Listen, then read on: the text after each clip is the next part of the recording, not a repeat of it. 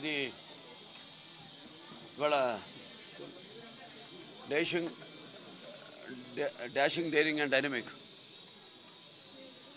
కృష్ణ గారు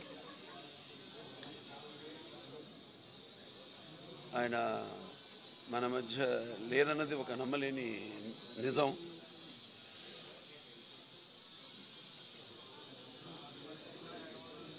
మరి మొదటి నుంచి కూడా ఆయన సినిమా చలనచిత్ర రంగ ప్రస్థానం నుంచి చూసుకుంటే కూడా ఎన్నో అంటే సాహసాలకు కానీ ప్రయోగాలకు కానీ వాటన్నిటి కూడా ఒక మారు పేరు కృష్ణ గారు. ఆయన ఎన్నలేని సేవలు చలనచిత్ర రంగానికి చేయడం జరిగింది.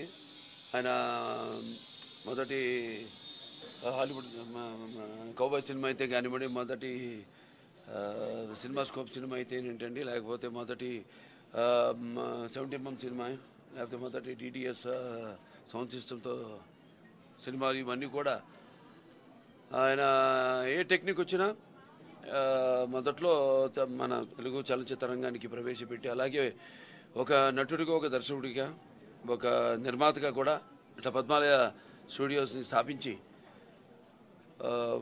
ఎన్నో మహత్తరమైన మంచి సినిమాలు ఆయన తీయడం జరిగింది. అలాగే ఒక సాంఘిక చిత్రాలు అయితేనేమి, జానపద చిత్రాలు అయితేనేమి, లేకపోతే చారిత్రాత్మక చిత్రాలు, అలా అన్ని సినిమాల్లో కూడా ఆయన నటించి ఆయన అందరి హృదయాల్లో కూడా ఒక చెరగని ఒక ముద్రని ఆయన ఒక గూడు కట్టుకున్నాడు ఆయన కృష్ణ గారు. అలాగే ఆయన అంటే ఇవాళ ఆయన లేరంటే అసలు అందరినీ మొత్తం కేవలం చలనచిత్ర పరిశ్రమనే కాకుండా ఆయన అభిమానుల్ని, మొత్తం తెలుగు జాతిని అంతా కూడా ఆయన శోక సముద్రంలో ముంచి అందరూ కూడా ఒక తీరని లోటుగా ఆయన ఏదైనా ఆయన సాధించినవి భూమి మీద అంతా పుడతారు గిడతారు. మనిషి మౌన్నత విద్యాపథంలోకి నడవాలంటే, అత్యున్నత శిఖరాలకు ఎదగాలంటే సత్సంకల్పం కావాలి, అకుంఠ దీక్ష పొనాలి, నీ దారిలో నువ్వు నడవాలంటారు. మరి అటువంటి ఈ మూడు కలిపిన సత్సంకల్పం అయితేనేమి, అకుంఠ దీక్ష, ఆయన దారిలో ఆయన నడవడం అంటే ఆయన ఒక కల్పతరువు, కల్పవృక్షం, నిర్మాతల పాలిటీ.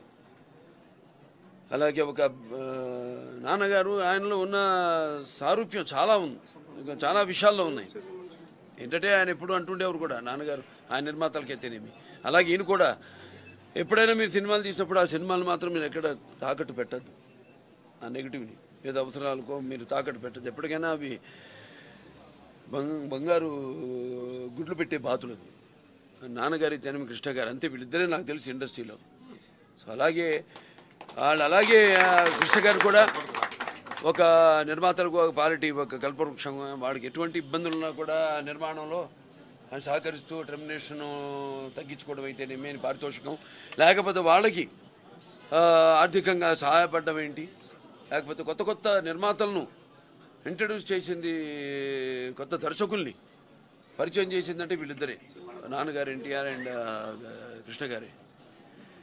నేను ఆయనతో సుల్తాన్ సినిమా చేయడం జరిగింది. అప్పుడు అండమాన్స్కి వెళ్ళినప్పుడు కూడా ఎన్నో విషయాలు నాన్నగారి గురించి ఈ షార్ట్ల గ్యాప్ల్లో మాట్లాడుకుందామని, ఆయన గురించి తెలుసుకుందామని ఇవన్నీ అడిగితే ఆయన ఎప్పుడు నాన్నగారి విషయాలే చెప్తూ ఉండేవాడు. ఆయన అంటే అక్కడ బుర్రిపాలెం, ఆయన అక్కడ ఏలూరు కాలేజ్లో చదవడం, అటు నాన్నగారి సినిమాలు మొదట అడిగి ఆయన విన్నప్పుడు ఆయన తిన్న లాడి దెబ్బలు అయితేనేమి, లేకపోతే ఇవన్నీ మన ముచ్చటేస్తుంది. ఇవన్నీ కాదండి మీ గురించి చెప్పండి అంటే ఆయన అలా ఒకళ్ళు స్ఫూర్తిగా, నా నాన్నగారిని స్ఫూర్తిగా తీసుకుని ఆయన ఎన్నో సందర్భాల్లో చెప్పడం జరిగింది. సో ఇవాళ రేపటి ఇప్పుడు ఉన్న ఈ నిర్మాణ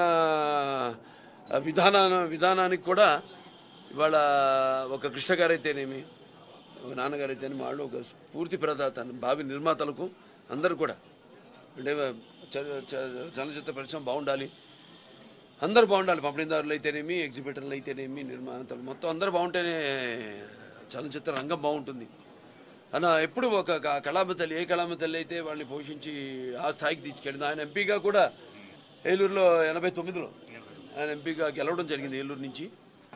అలాగే ఆయన సేవలను కూడా గుర్తించి మరి అటు 2009లో ఆయనకి పద్మభూషణ్, అలాగే ఎన్టీఆర్ జాతీయ పురస్కారం, అలాగే ఆయనకి ఫిల్మ్ఫేర్ జీవిత సాఫల్యం, దాని తర్వాత ఇలాంటివి ఎన్నెన్నో ఆయన సేవలను గుర్తించి ఆయనకి ఇవ్వడం జరిగింది. సో ఇటువంటి అంటే సుమారు 350 సినిమాల్లో నన్ను పై చులుకు సినిమాల్లో నటించారు ఆయన. సో నాకు తెలిసి నాన్నగారు గురించి ఎప్పుడు అంటుండేవాడు నేను, అంటే ఇంత అందమైన వాడు ఎక్కడైనా పుట్టాడా, ఇంత మంచి మనిషి ఇంకెక్కడైనా ప్రపంచంలో పుట్టాడా, అలాగే కృష్ణ గారు అంత అందమైన మనిషి ఇంకెక్కడైనా పుట్టాడా అని సో అలా ఏదో కారణం జన్మ ఇంకేదైనా వాడిగా పద్మలయ స్టూడియోని నిర్మించడం, దాని తర్వాత సరే వాళ్ళ అబ్బాయి మహేష్ బాబు కూడా బాగా మంచి హీరోగా రాణించడం. ఒకటే బాధ ఏంటంటే దాని తర్వాత ఒకటి ఇళ్లలో కొన్ని ఇటువంటి దుర్ఘటనలు సంభవించాయి.